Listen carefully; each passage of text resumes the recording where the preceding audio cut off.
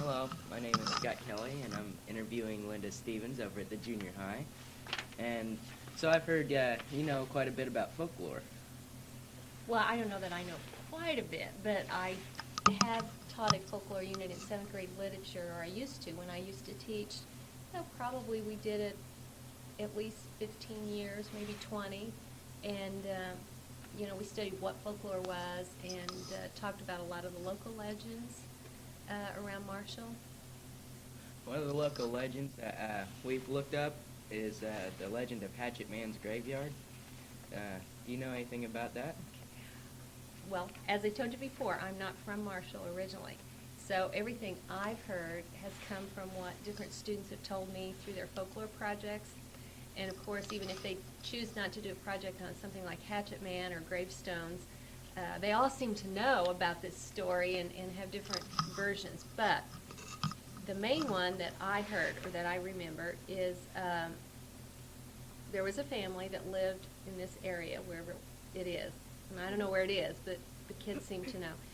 And for whatever reason, the man just kind of lost it one night and went crazy and went after his family with a hatchet and killed them. And they're buried in the local graveyard there. And if you go out there at night, supposedly you hear strange noises or you see strange things that people say is his spirit coming back to find peace or whatever, or if it's his guilt coming out. And also I've heard, you can go in that house and similar things happen. So it'd be kind of scary to go there, wouldn't it? Well, I imagine especially if you go at night when it's dark and a full moon, it all adds to the atmosphere a little bit. And then you kind of are primed to be scared anyway, so it all acts together. Okay. Could you maybe tell a story of somebody who's had an experience with Hatchet Man?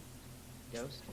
Well, I don't remember anyone specific. I remember a lot of kids saying either they would be having a Halloween party or some kind of youth group would, and part of it was they would go out there, or if they were on a hayride, they would make a stop and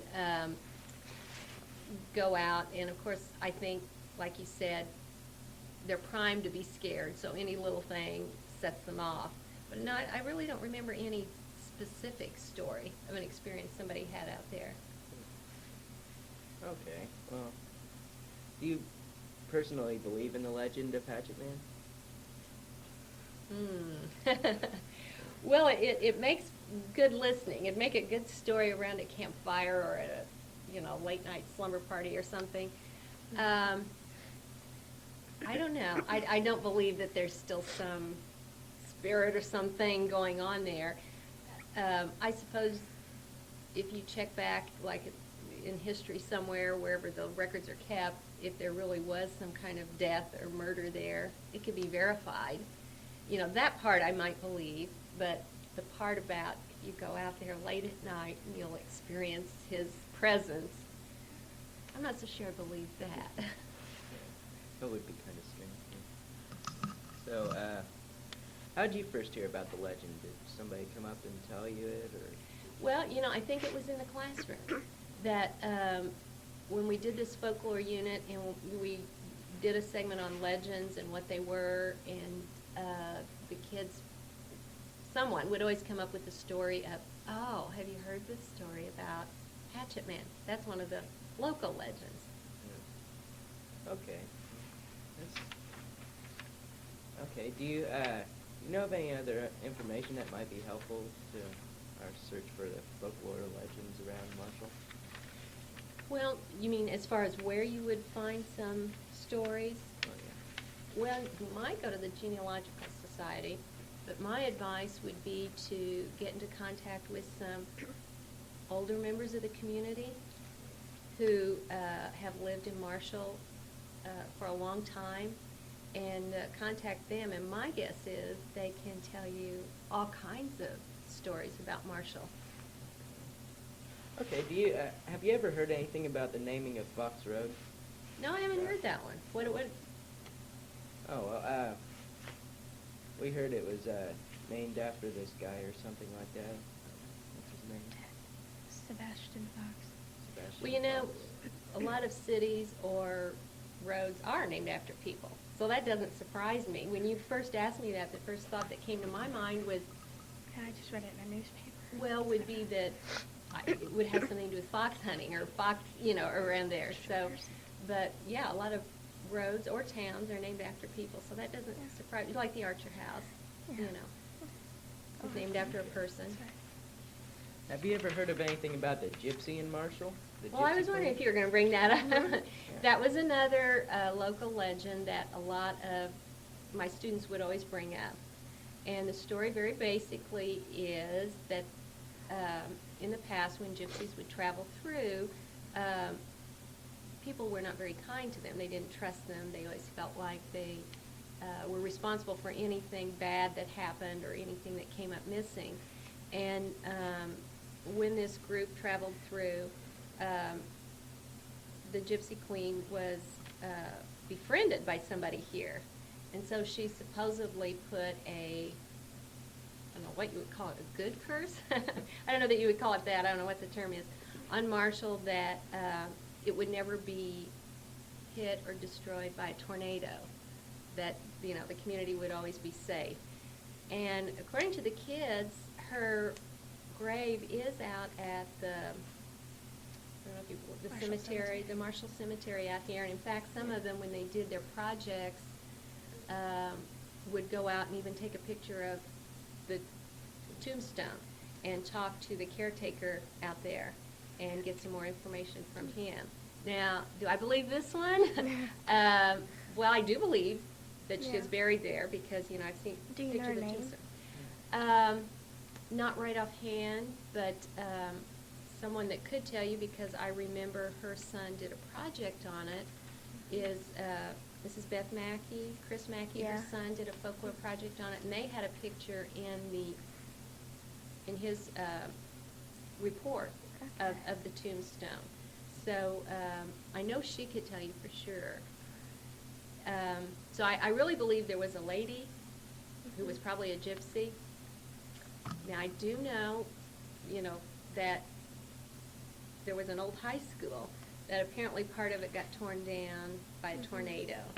But the town has never been destroyed by one, and so, I don't know. Maybe if she did put this on Marshall, it's working. Who knows? Yeah. Do you know why she might have put the spell on Marshall? Well, just from what kids said, that she was befriended here. Usually they were treated with disdain and rudeness and distrust, and someone or a group of people, or maybe just the town in general, befriended her. It seems like she got sick or something, and they cared for her and helped her. And this was her way of showing an appreciation for what they had done, which is a story that I was told. That was pretty good, I suppose. Did you, by any chance, know where the gypsy might have been from? I have no idea. No. I don't think I've ever heard, gypsies supposedly traveled around a lot and never really Place had of one origin. place that they called home. Yeah. They were like a nomadic group, that liked to move around a lot. So I don't think I've ever heard, originally anyway, where she was from now. Do you have any other stories we haven't really asked about or anything that you can think of offhand? No, I remember one interesting tombstone that I always wondered about the story. Used to, one of the projects kids could do were epitaphs, and they would do the charcoal etchings, and Yeah. someone would take pictures and talk to caretakers. But one of them, and it seems to me the graveyard was out around the West Union area somewhere, had on it was a very long one, and several kids always included it in their photograph album, but it was on the actual epitaph told, and here again, this is where the tale sometimes gets changed in the telling. Mhm. It was something about, and I'm thinking it was a man, but maybe it was a woman, and I can't remember which order it happened in, but like a wagon. No, I know. There was a fire or something. Okay. let's back up.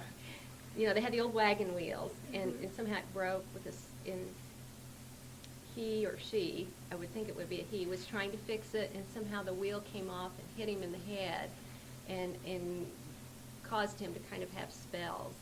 And that, you know, it healed, but he was never quite right. But eventually what happened in the house, he set the house on fire and died in the fire.